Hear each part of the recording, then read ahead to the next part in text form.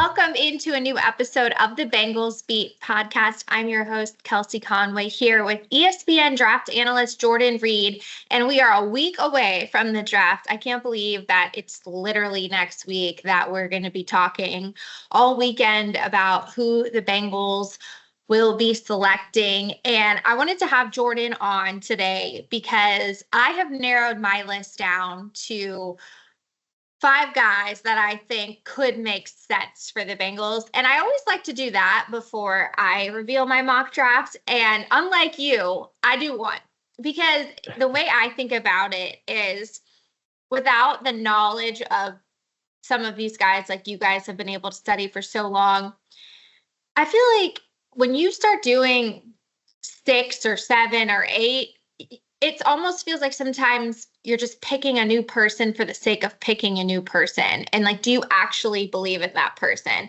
And I think that mocks after free agency are really important because anything before then it's hard to tell if that could be legit because you just don't know what the team is going to do in free agency. So I do one, and I'm going to reveal it next week. And before that, I have a piece coming out, Bengals fans, in the paper on Sunday, and it'll be out on Cincinnati.com and in the app later this week. But I want to talk about the 5 prospects who I said could make sense. So let's start off with, I feel like to this point, he's probably been the most popular player mocked to the Bengals, which means it's probably not going to happen. And that is Alabama linebacker Jahad Campbell. Tell me a little bit more about Campbell and why that pick could make sense for the Bengals despite their glaring needs on the defensive line. Yeah, well, you picked a great one. This is one of my favorite players in the draft class overall. And interestingly enough, he actually came to Alabama playing primarily defensive end during his high school career. So being transitioned to off-ball linebacker was something that he had to learn. But you can see every single year during his career with the Crimson Tide, he just continued to ascend and get better.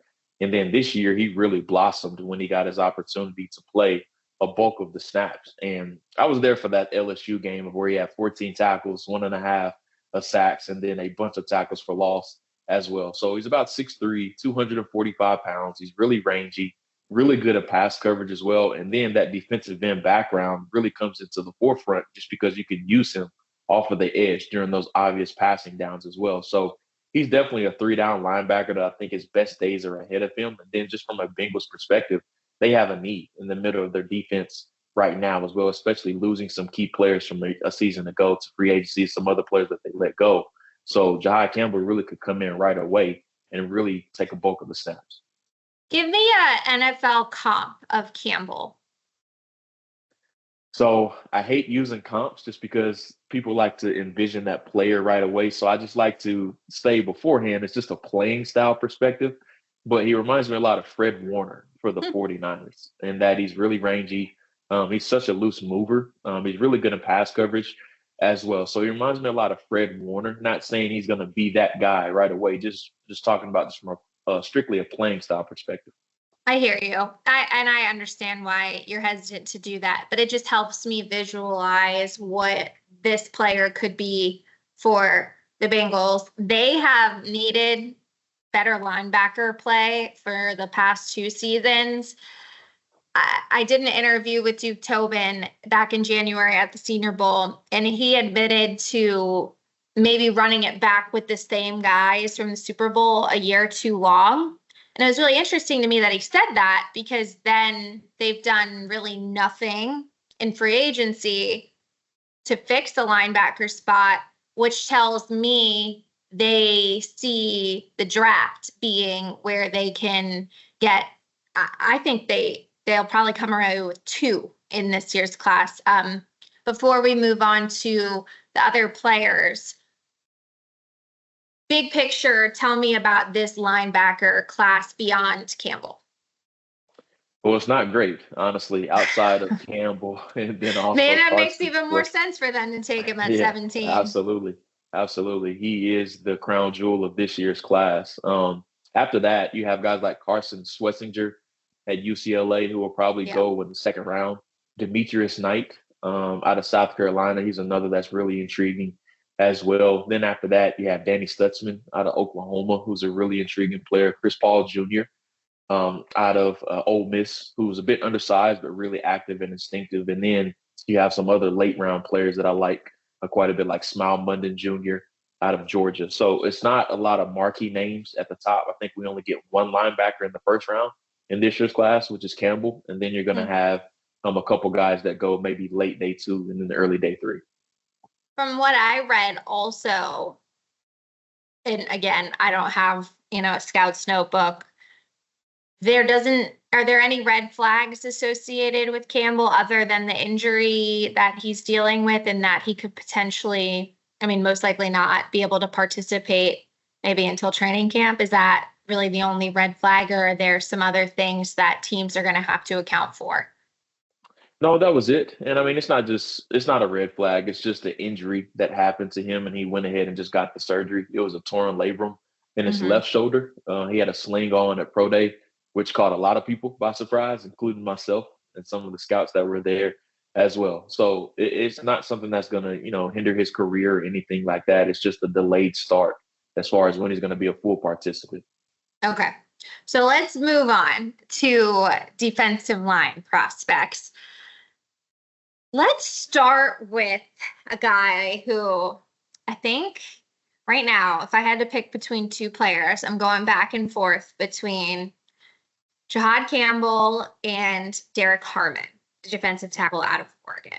And the more I read about him, and I know you say you're hesitant about the comps, but I read a profile on him and they compared him to Cam Hayward to some degree. And bells went off in my head because having covered the Bengals now for a couple years, there might not be one player who has wrecked more games against the Bengals than Cam Hayward. And if you ask Zach Taylor, anytime they play the Steelers, yes, TJ Watt, you have to account for him, but you can give help to, your tackles. What Cam Hayward has done to the Bengals and everyone in his career, especially with the need at D-tackle big time, they have not gotten that position right in the last couple of years, and they need to get it. I don't know much about his game because I didn't watch a lot of Oregon other than when they played Ohio State and then the college football playoffs. Tell me about Harmon, and I'm hoping that you're going to convince me that he should be my pick next week. Yeah, well, this is going to be a very common player and then also team fit for a lot of mock drafts that you'll see leading up to the draft, just because it makes so much sense. He actually started his career at Michigan State. Didn't get a whole bunch of playing time there, but he really blossomed during his one and only season at Oregon. He did a really good job of investing in himself. He cut down a bunch of weight as well. You could tell just because he moved so much better last year. He's a really good pass rusher, really stout against the run. If there was one thing I would say on the scouting report that he needs to improve on, it's just finishing plays. He has a lot of times where he's able to get into the backfield, but he's just simply not able to finish with bringing guys down to the ground. So that's one thing that of note that he does need to improve upon. But if he's there at 17, I think you don't waste any time turning in the card. I think he's a fantastic fit in Cincinnati. What is his biggest strength? Well, just causing disruption. He can take on double teams. He's really good against single blocks as well, as far as defeating those guys one-on-one. And that's what you want. You want somebody that can just constantly penetrate the first level. That's really something that has been lacking in Cincinnati. And he's going to be able to bring that consistently on a down and down out basis.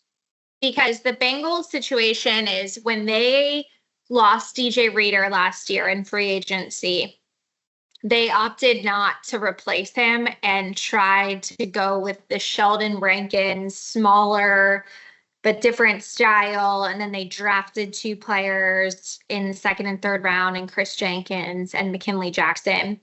And Sheldon Rankins, that didn't work out. He had an injury that basically kept him out for majority of the season. And then when he did play, he didn't really give them any production. And then Chris Jenkins and McKinley, they it's too early to say exactly what they are, but from the time that they did get, they don't strike me as like your dominant pass rushing interior player, the game wrecker in the middle that they need. And then they went out and signed TJ Slayton to basically be their run stuffing nose tackle.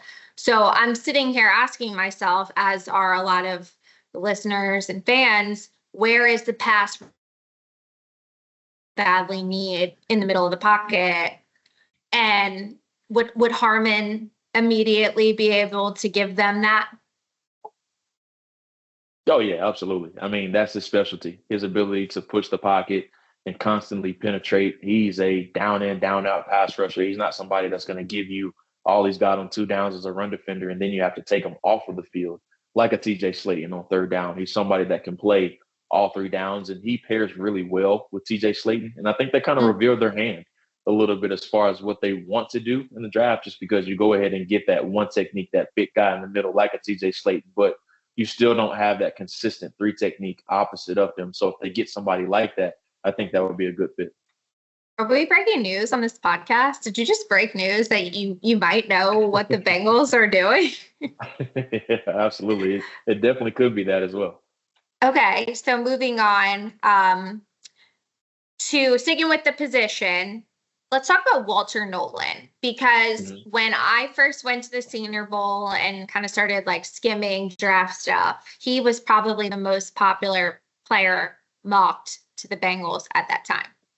And now I've seen him fall almost even to the 2nd round in some mock drafts. We know about some of his character concerns.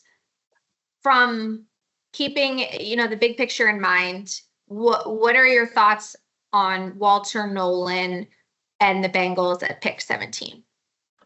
Yeah, well, he's a player that I'm higher on than most people. He's actually my number 12 overall player on my big board, just because when you talk about explosive power, that definitely is what I like to call his superpower. That's his A+ trait.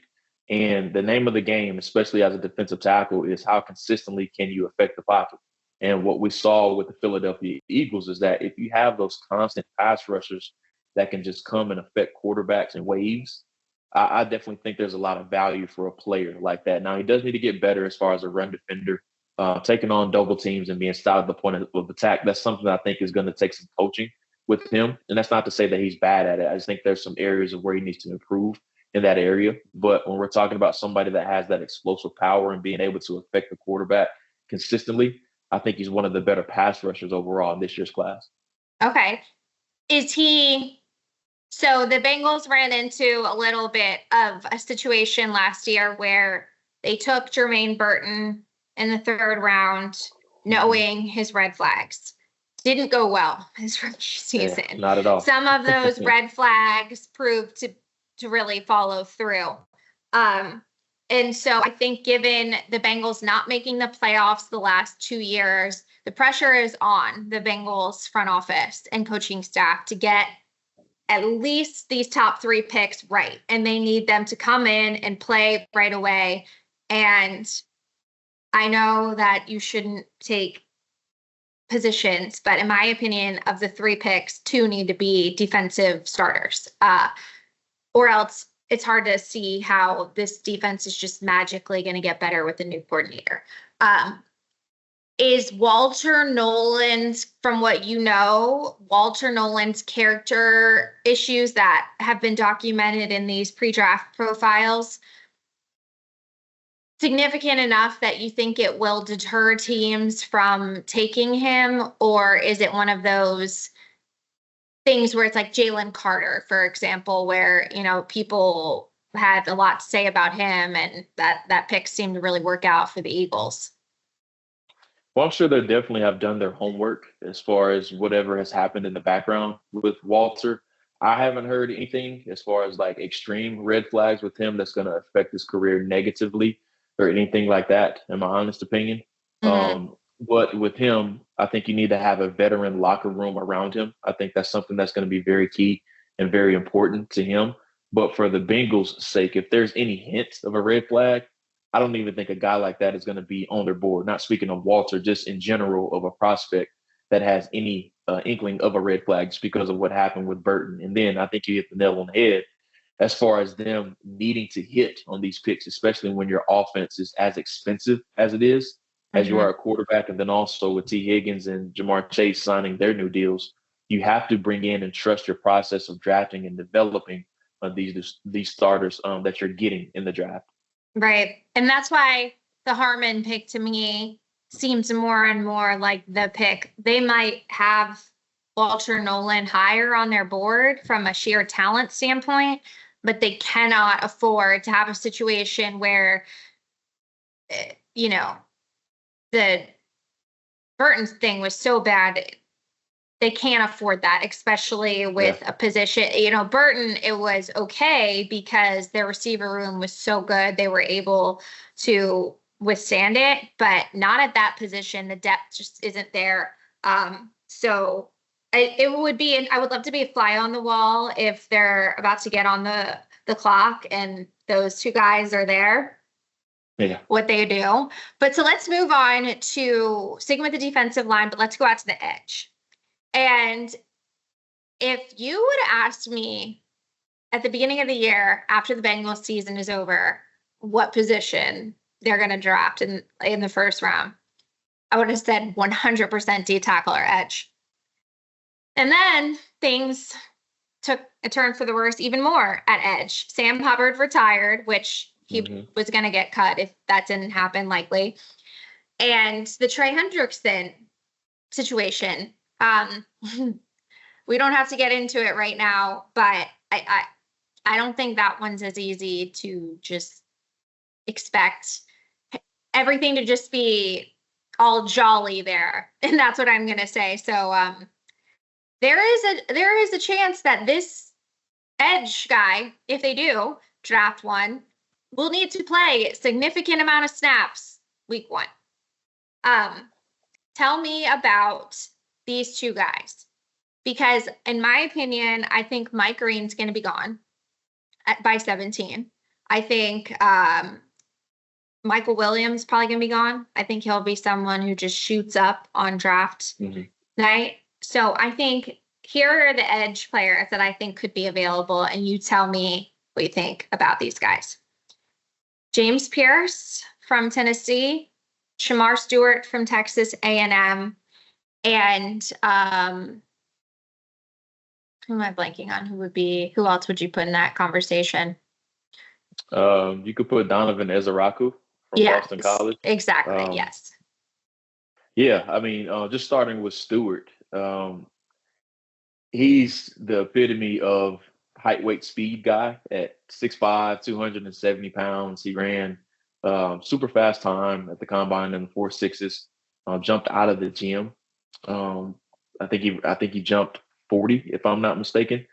And then also the thing with him is that just a lack of production during his time at Texas A&M. He only had 1.5 sacks last year. So it's like, why is this guy that's a super athlete, that's very twitchy and very athletic, why is the production so minimal with him? So you're taking a risk on the production eventually catching up with the traits with him. So I don't know if they're going to be willing to take a risk on a player like that, especially in a draft class like this, of where you definitely need to get on a guy like that. So it's going to take a little bit of development with him, as it is with every guy. But I think there's a little bit more of what I like to call cleaner prospects. As far as exactly what you're getting with a lot of these guys, like Ezeraku, who had a phenomenal senior season. Even though he doesn't have the athleticism that a Shamar Stewart may have, I think he's more seasoned and more nuanced and detailed as a pass rusher right now. And I mean, 16.5 sacks versus 1.5 sacks. I'm not great at math, but that's a huge difference as far as the production with both of those guys. So Ezeraku obviously has more production. And then with Stewart, it's just a matter of, do you have the runway as far as developing him? And then just touching on the other two that you mentioned with Michael Williams, who's another athletic marvel that just didn't have a lot of production. He has all the measurables that you want to see out of him. But like Stewart, even though the production wasn't as bad or wasn't as minimal, I should say, as him, I think he's much better as a run defender right now than what Stewart is coming out. And then with Pierce, he's lighter than some of the other rushers. So I don't know if he's specifically going to be their type as far as the scheme and fitting the scheme as far as what they want out of their edge rushers. If you had to pick out of those edge rushers, say Harmon's gone, Campbell's gone, who'd you pick for the Bengals there? Ooh, you put me on the spot. Let me add a wrinkle to that question. Yeah, sure. With Al Golden leadership of the defense and knowing maybe how he wants to rush the passer compared to what they were doing last year. Yeah. So if Harmon's gone, Campbell's gone, I probably would go with Michael Williams. I just think he fits the defense really good. You know what you're getting as a run defender already. And then even though he's not as seasoned as a pass rusher right now, I definitely think he's going to end up eventually being what you want him to be. The other thing when talking about the Bengals and some of these guys who are all about the traits but don't necessarily have the production, Bengals also can't afford to take one of those guys because that's kind of what happened with Myles Murphy. And they're still waiting for the light to turn on with him. I mean, he had 0 sacks last year. He's got all of the athletic, physical traits. That's what they were really excited about when they drafted him, but it hasn't really clicked. And so I don't know if that would maybe scare them from taking one of these guys who doesn't have as proven numbers and has all these physical traits, but like they need someone who can come in, play opposite of Trey and 100% deliver. And they don't have time. Yes, nobody's going to come in and be the player that they are in week 1, that they are week 17, the rookie season. But they don't have time to, put the training wheels on this guy in the first round if they're taking a defensive lineman. Right. And that's the biggest thing. You want to make sure you hit on those picks. You want those instant impact starters right away. If I have 2 more questions for you. If some of those guys, the ones that we've talked about, are off the board, and say the Bengals have like a Malachi Starks or a guard, for example, on their board. Do you look at it as they have to take a defensive lineman or a linebacker for it to be a successful first round pick for them, or do you believe like some of those guys, and you maybe be able to tell me about maybe some other players that I'm not talking about that can be impact players right away?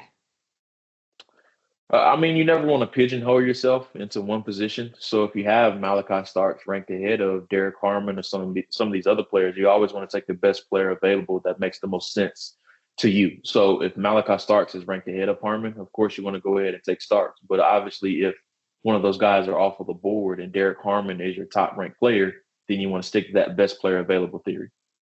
Awesome. Well, we know you have some other things to get to today, so we will wrap it up there. Thanks so much, Jordan. All right. Thank you.